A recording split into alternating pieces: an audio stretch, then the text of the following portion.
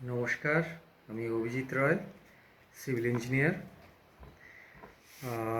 আজকের ভিডিওটা মূলত একই প্রসঙ্গই কথা থাকবে। এর আগেও আমি বারবার আমার প্রত্যেকটা ভিডিওতে বলেছি যে আপনারা ইললিগাল কনস্ট্রাকশন করবেন না। রিসেন্টলি তো বুঝতেই পারছেন চারিদিকে যা শুরু হয়েছে। তো বাহুবল দেখিয়ে আপনি তো বাড়ি করে ফেলেছেন, এবার তো আপনাকে ভাঙতে হবে, না হলেও কিছুটা রেকটিফাই করতে হবে। তো প্রবলেম এটা না।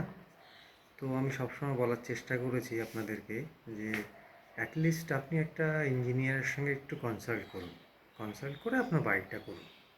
আপনি করবেন, আপনি ভালো প্ল্যানিং করেছেন বা আপনার মিস্ত্রি ভালো বলেছে, বাট আপনার কি হয়, আমাদের যখন শরীরে কোনো রোগ হয় না, আমরা চট করে কিন্তু কোনো মেডিসিন খাই না, আমরা কিন্তু ডাক্তারের কাছে যাই, ডাক্তারের গাইডেন্সে আমরা মেডিসিন নিই।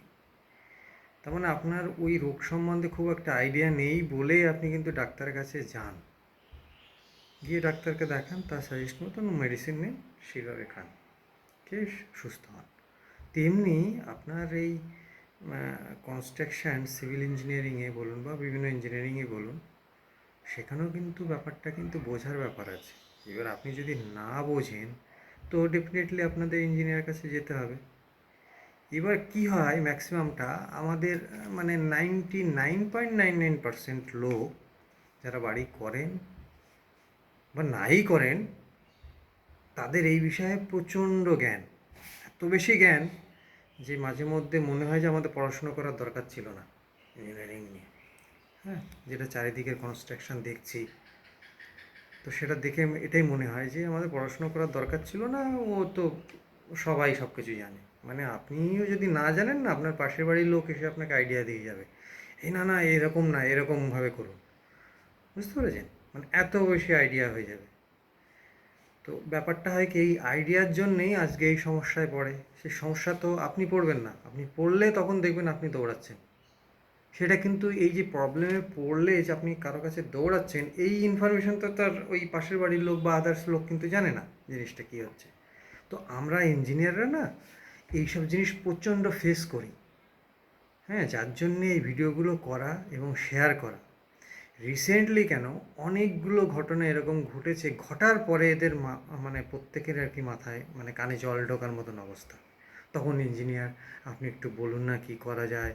হ্যাঁ, আমার এই প্রবলেম হয়েছে, ওই প্রবলেম হয়েছে, সেটা করেছি, আমাকে তো এই ব্যাপারে কোনো আইডিয়াই ছিল না, আমাকে মিস্ত্রি যেমন বলেছে আমি সেভাবে কাজ করেছি।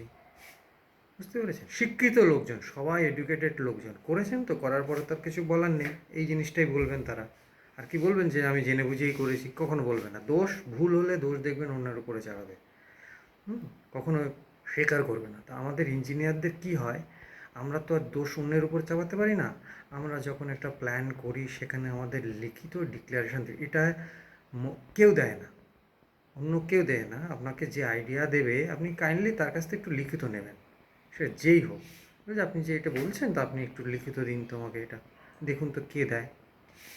হোয়ারাজ আপনি একটা ইঞ্জিনিয়ারের কাছে যখন প্ল্যান করতে যাচ্ছেন, তাকে সমস্ত কিছু চিন্তা ভাবনা করে ডিসিশান নিয়ে তাকে প্ল্যানটা করতে হয়। হ্যাঁ, এবং উইথ সিগনেচার, উইথ রেসপন্সিবিলিটিটা নিতে হয়। এটা কে নেবে? তো তার জন্য তো একটু পড়াশুনো করার দরকার আছে। পড়াশুনোর কোনো দরকার নেই যে এরকম একটা কলম সাইজ আছে বা এরকম একটা ফুটিং সাইজ আছে বলে আমি 5তলা আঁকিয়ে দেবো, 6তলা আঁকিয়ে দেবো ইচ্ছা মতন। শুধু তার উপর ডিপেন্ড করে, আরও কিছু ফ্যাক্টরের উপর ডিপেন্ড করে। রিসেন্টলি একজন বলছেন যে দেখুন তো আমার এই বাড়িটা একতলা করেছেন।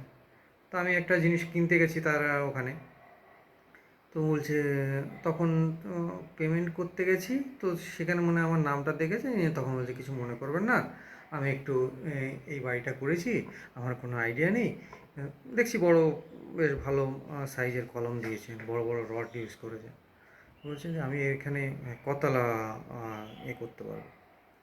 তো দেখুন, একজন ইঞ্জিনিয়ার পক্ষে তো ওইভাবে চট করে সম্ভব না। একটা কলামের সাইজ দিয়ে আমি কতলা বিল্ডিং করতে পারবেন, সেই সম্পূর্ণ কলামের সাইজের উপর ডিপেন্ড করে না, অনেক কিছু ফ্যাক্টরের উপর ডিপেন্ড করে।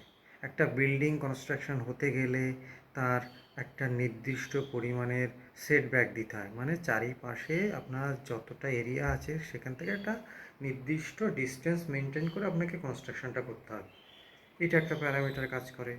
একটা প্যারামিটার কাজ করে শুধু আপনার জায়গা আছে, ডিস্টেন্স মেনটেন করেছেন, ওতে রাস্তা নেই, অথচ বিশাল বিল্ডিং করেছেন, হবে না। সেখানে এন্ট্রান্সের জায়গা থাকতে হবে, আপনার সামনে কোনো রোড থাকলে তার উইথ কতটা আছে, এইসব ফ্যাক্টরগুলো কাজ করে।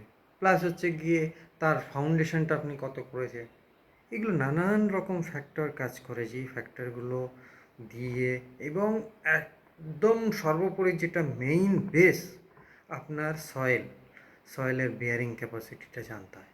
এই সয়েলের বেয়ারিং ক্যাপাসিটি যদি আপনি না জানেন, তাহলে আপনি কি ভাইরাস বিল্ডিং করতে পারবেন? তার ফাউন্ডেশনটা কী হবে, ফাউন্ডেশনের টাইপটা কী হবে, এইগুলো সমস্ত কিছু ইঞ্জিনিয়াররা ডিসাইড করে যে আমি এখানে ওপেন ফাউন্ডেশন করব না পাইল ফাউন্ডেশন করব। এটা ডিপেন্ড করে সয়েল থেকে। তো এখন আপনি যদি বলেন হ্যাঁ আমার বিল্ডিংটা করেছি ওপেন ফাউন্ডেশনে, এত এত 5 পাঁচের জালি দিয়ে কলাম ফাউন্ডেশন করে বাড়ি করেছি, আমার এটা কেন হবে না? ওর তো কিছু হচ্ছে না, আমার এটা কিছু, আরে সয়েল মাটির নিচে কোথায় কী আছে নোবডি নট নোজ। আপনি জানেন আপনার বাড়ি করতে গিয়ে আপনার ফাউন্ডেশন কাটলে কী বেরোবে ভিতর দিক দিয়ে? জানেন? নিশ্চয়ই জানেন না। হতে পারে যে আপনি একটা জমি কিনেছেন খুব সুন্দর দেখতে, অথচ যে জমি আপনাকে বিক্রি করেছে সে একটা পুকুর ভর্তি করে আপনাকে মাটি দিয়ে জমি দিয়ে বিক্রি করেছে সমান করে। আপনি তো 2 বছর বাদে গিয়ে বুঝতেই পারবেন না গাছ টাছ হয়ে গেছে। কিছু বুঝতে পারবেন? বুঝবেন না। তাহলে আপনি কী করে বুঝবেন এটা? সেটা ইঞ্জিনিয়ার একমাত্র বুঝবে। সে গিয়ে ওখানে সয়েল টেস্ট করবে, সয়েলের রিপোর্ট নিলেই বোঝা যাবে যে ওখানে পুকুর ছিল না, ডোবা ছিল না, খাল ছিল না, ওখানে ভালো কোনো ল্যান্ড ছিল, সব কিছু বেরিয়ে যাবে। তো এইগুলো অনেক কিছু ফ্যাক্টর থাকে। তাই আমার বক্তব্য, আমি আমার বারবার আমার সমস্ত ভিডিওগুলোতে একটাই জিনিসই বলেছি, আপনারা কোনো ইললিগাল কনস্ট্রাকশন করবেন না, ঠিক আছে? সমস্ত কিছুর একটা পারমিসিবল লিমিট থাকে। আপনারা কোনো ইঞ্জিনিয়ারের সঙ্গে ডিসকাস করুন, হ্যাঁ, খুব সামান্য ফিস দিয়ে একটা ডিসকাশন। ডাক্তার শরীরে জ্বর খারাপ হলেও তো আপনার ডাক্তারের কাছে যান, 1000 টাকা ফিস দিতে হয়। এরকম একটা ফিস দিয়ে আপনি একটা কনসাল্ট করুন না, এটা আপনার করতে হবে না, আপনি একটা কনসাল্ট করুন ইঞ্জিনিয়ারের সঙ্গে যে আমি এরকম একটা জায়গা আছে, আমি একটু বাড়ি করতে চাই, আপনি কাইন্ডলি একটু গাইড করুন। সে একটা আইডিয়া নেবে, একটা কনসাল্টে মিনিমাম ফিস দেবে, নিয়ে আইডিয়া নিন। আইডিয়া নেওয়ার পরে কনস্ট্রাকশন করুন। কনস্ট্রাকশন করে গিয়ে আইডিয়া নিচ্ছেন, কী করে হবে? এখন অনেকের ফোন আসছে যে আমার একতলা বাড়ি ছিল, দোতলা করতে হবে, বা জমির কোনো ছাড় নেই, বাড়ি করে ফেলেছে, আমাকে কী করে কী করা যায়? এটা তো হিউজ। যেটা দেখুন, একটা নির্দিষ্ট পরিমাণের ছাড়ের থেকে যদি একটু কমও ছেড়ে বাড়ি করেন, তারও একটা মানে অ্যাপ্রুভালের লিমিট আছে। আপনি পুরো জায়গাটা জুড়ে বাড়ি করেছেন, ইললিগাল কনস্ট্রাকশন করেছেন, হ্যাঁ, আপনার বাড়ির জল অন্য বাড়িতে গিয়ে পড়ছে, আপনার তো কমপ্লেন অটোমেটিক্যালি করবেন। আপনি করবেন কী করে অ্যাপ্রুভাল? পয়সা দিয়ে করিয়ে ফেলেছেন। এখনই যখনই একটা গিয়ে পৌরসভায় বা মিউনিসিপ্যালিটি গিয়ে একটা লিখিত কমপ্লেন আপনার পাশের বাড়ির লোক করবে, তখন তো আপনি ফেঁসে যাবেন। তখন আপনার কোনো দাদা, কোনো বাহুবল কিছুই করতে পারবে না। তখনই বুলডোজার চালু হয়ে যাবে। হ্যাঁ, আপনাকে কেউ কিছু কমপ্লেন করলো না, আপনি বেঁচে গেলেন। কিন্তু বাঁচবেন তো একটা লিমিটের উপর। কোনো একটা অফেন্স ঘটে গেল, ফায়ার বা যেগুলো দেখছেন সেগুলো কারণ আছে। একটা ফায়ার অ্যাক্সেস করতে পারছে না, গিয়ে দেখতে পাচ্ছে মানে অ্যাক্সেসেবল এরিয়া নেই, তো স্বাভাবিক সেগুলো তো গভর্নমেন্ট চিন্তা করবেই, সমস্ত কিছু নিয়ম। এবার আপনি ওই যে করেছে সেও তো পাশের বাড়ির দেখে করেছে বা অন্যের গাইডেন্সেই করেছে, দেখুন কে বাঁচায়, এটাই হচ্ছে ব্যাপার। তাই বলবো আপনারা অ্যাটলিস্ট একটা ইঞ্জিনিয়ারের সঙ্গে ডিসকাস করুন। 500,000 টাকা তো ফিজ নেবেই, তাতে আপনাকে লাখ লাখ টাকার সেভ হয়ে যাবে, এবং ফিউচার আপনার বেড়ে যাবে। ফিউচারকে নিয়ে আপনি, ওরা ইঞ্জিনিয়ার যখন প্ল্যান করে সে ফিউচারকে নিয়ে ভাবে, আপনার দুদিনের জন্য ভাবে না। সেই জন্য বলবো আপনারা ইঞ্জিনিয়ারের সঙ্গে ডিসকাস করুন, করে বিফোর কনস্ট্রাকশানে আপনি একটা আইডিয়া নিন, নিয়ে কাজ করবেন। উইদাউট অ্যাপ্রুভালে বিল্ডিং কনস্ট্রাকশন করবেন না, আমার রিকোয়েস্ট। এবং চারিদিকে যা দেখতেই পাচ্ছেন, তো বাধ্য হয়ে এখন আপনাকে করতেই হবে, কিছু করার নেই।